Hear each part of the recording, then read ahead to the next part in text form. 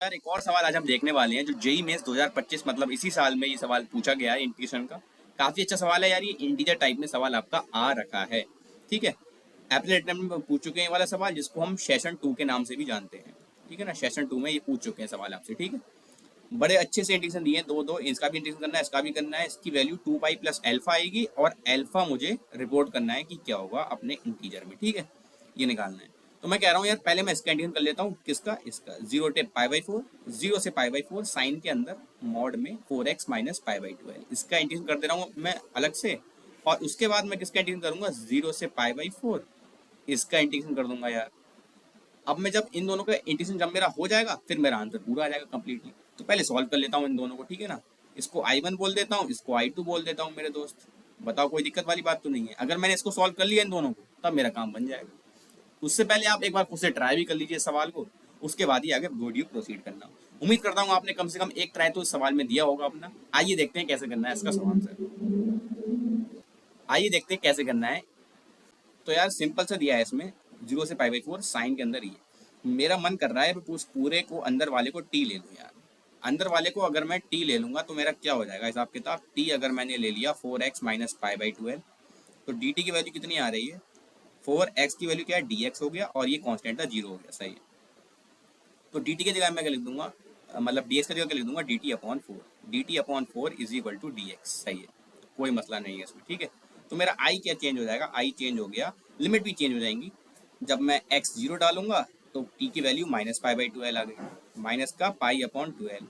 जब मैं x pi by 4 डाल रहा हूँ तो टी की वैल्यू कितनी आ जाएगी? पाई बाई 4 डाल रहा हूँ जब एक्स, तो पाई माइनस पाई बाई 12। ठीक है ना, पाई माइनस पाई बाई 12, जिसको हम बोलते हैं 11 पाई बाई 12। ठीक है, तो ये मेरा 11 पाई बाई 12 आ गया। सही है। साइन के अंदर क्या हो जाएगा? अब ये मॉड, मॉड के अंदर मैंने इसको टी ले लिया है तो पूरा मैंने, और डी एक्स का लिख दूंगा मैं D T upon 4। D T upon 4 है तो 4 बाहर निकाल दिया मैंने। सही है, कोई दिक्कत वाली बात नहीं है इसमें। ठीक, ठीक है। अब पाई बाई 12 यार, पाई बाई 12 कितना होता है? यहाँ पे छोटा सा लिख देता हूँ फटाफट। पाई बाई 12 मेरा होता है 15 डिग्री। पाई बाई 12 मेरा 15 डिग्री होता है। और मैं अगर इसके आगे 11 लगा दूंगा, 11 पाई बाई 12, ये मेरा कितना हो जाएगा? ये मेरा 165 डिग्री हो जाएगा भाई। ठीक है, ये दो बातें पता होना चाहिए। ठीक है, अब मॉड हटाना है मुझे। अब मॉड हटाना है तो क्या मतलब बनना है? माइनस पाई बाई 12 है तो उसको मैं ब्रेक कर लेता हूँ। कैसे? 1/4 times minus pi by 12 to 0 अगर मैं जा रहा हूँ तब तो मेरा टी निगेटिव है इस चीज़ में। टी निगेटिव है, मॉड निगेटिव कभी छोड़ता नहीं है, तो एक और माइनस देना पड़ेगा, मॉड ऐसे खुल जाएगा। ठीक, और 1/4 मेरा बाहर है, प्लस 0 से 11 पाई बाई 12, 0 से 11 पाई बाई 12 मेरा टी पॉजिटिव है तो टी पॉजिटिव ही रहने दो भाई मेरे। सही है, कोई दिक्कत वाली बात नहीं है इसमें। तो फिर मेरी आई की वैल्यू क्या आ जाएगी?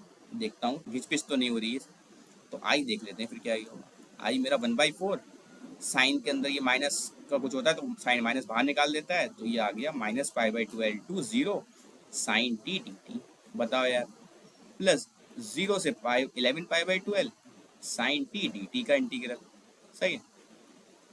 अब साइन टी का इंटीग्रल क्या होता है? माइनस कॉस टी होता है, सिंपली लिख देते हैं फटाफट। तो इसका आंसर क्या आ जाएगा? माइनस कॉस टी आएगा, एक माइनस बाहर भी लगा है तो सिर्फ कॉस टी हो गया। ये कॉस टी कितना? माइनस पाई बाई 12 से 0 तक। ठीक है, यहाँ भी क्या हो जाएगा? माइनस का कॉस टी हो जाएगा, माइनस का कॉस टी, और ये 0 से 11 पाई बाई 12 हो गया। सही है। बताओ यार कोई दिक्कत तो नहीं है इन चीज़ों में आपको? आइए नेक्स्ट पेज पे देखते हैं फिर। तो आपका I1 कितना आ गया? I1 है मेरा यार, I1।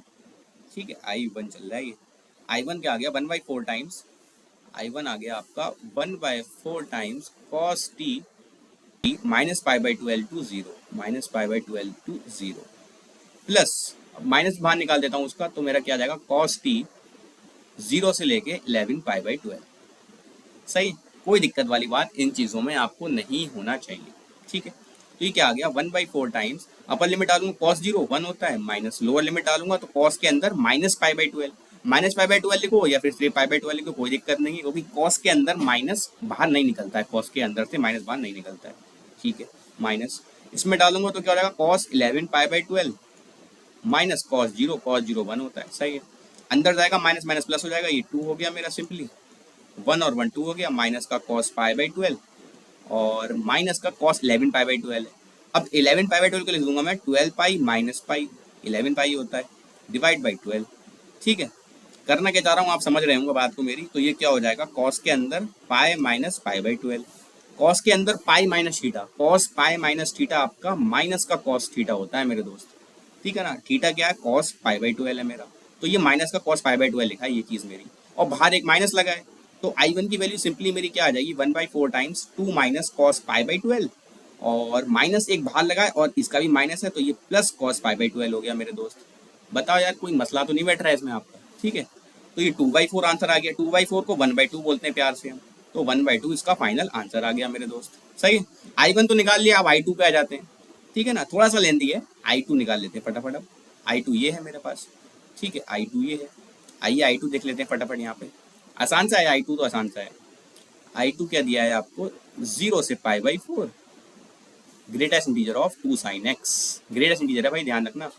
तो x जब 0 से π/4 आपका जा रहा है तो sin x कौन कौन सी वैल्यू लेगा, तो sin x आपका 0 से 1 जाएगा, ठीक है, या फिर इसको ऐसे लिख दे रहा हूँ, 0 से हाफ जाएगा, उसके बाद हाफ से 1 जाएगा, थोड़ा सा ब्रेक कर दिया मैंने इसको, कोई दिक्कत वाली बात नहीं है, हाफ जाएगा तो क्लोज लगा देता हूँ, कोई दिक्कत नहीं है।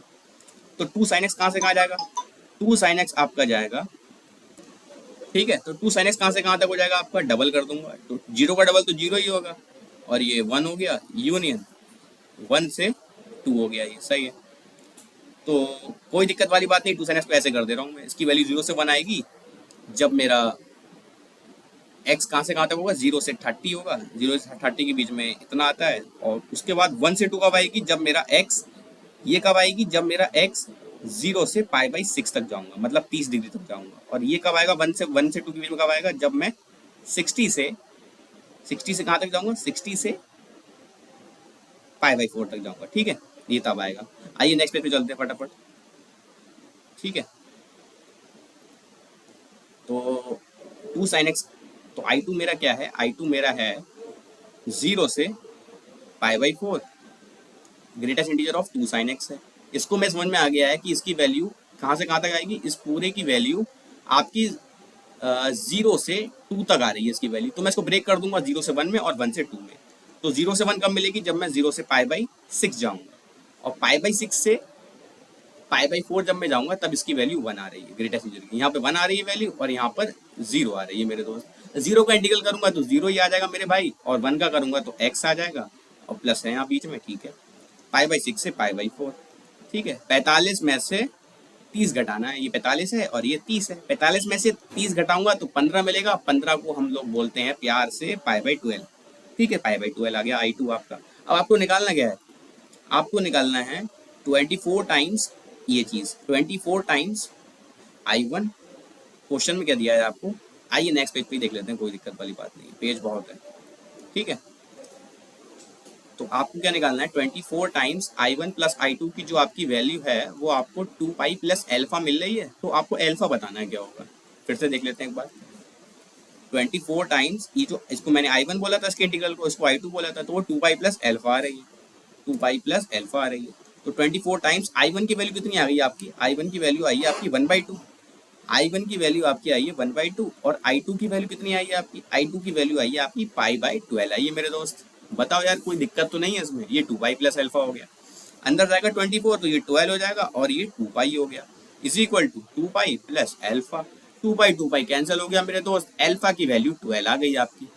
क्या पूछा था उनने, इंटीजर में सवाल आया था, इन्होंने पूछा था एल्फा क्या होगा, एल्फा मेरा 12 हो जाएगा, और यही मेरा फाइनल आंसर हो जाएगा, ठीक है। और ऐसी वीडियोस के लिए बने रहिए, मुझे पता है कि ये थोड़ा सा लेंदी है, बस आपको क्या करना है, सिंपली पेशेंस रख के सॉल्व करना है इस वाले सवाल को, काफ़ी अच्छा सवाल है यार ये, ठीक है ना, अच्छे से प्रैक्टिस कीजिए इसको, कोई दिक्कत वाली बात नहीं है इसमें, ठीक है। और ऐसी वीडियोस के लिए बने रहिए मैथ्स लोडेड चैनल पर।